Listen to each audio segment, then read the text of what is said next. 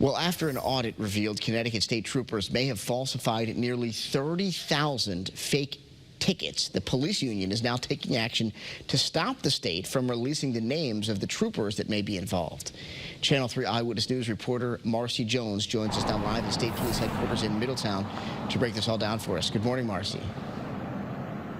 Good morning, Roger. Well, following a push to name all of the troopers possibly involved in this scandal, the police union is fighting back, arguing that not every single trooper named in the audit could be involved, and naming them publicly could put them and their families at risk. Now, this all happened approximately 4 weeks ago when an audit found that state troopers may have falsified nearly 30,000 fake tickets. A reason for this could have been that the troopers who appear more productive are often eligible for federally funded overtime.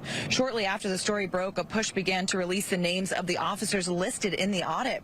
This week, the state police union sent a letter to the police commissioner highlighting that not all officers named in the audit are wrapped up in the scandal, adding it could put them at risk, stating the union cannot stress strongly enough that it would not only jeopardize the pending criminal and administrative investigations, but it also highly likely is to put the health and or safety of our troopers at risk. Back out here live while the union waits for an answer from the courts whether or not they will name the troopers. Governor Lamont has said that he supports the decision to take this investigation to the federal level. Reporting live in Middletown, Marcy Jones, Channel 3 Eyewitness News.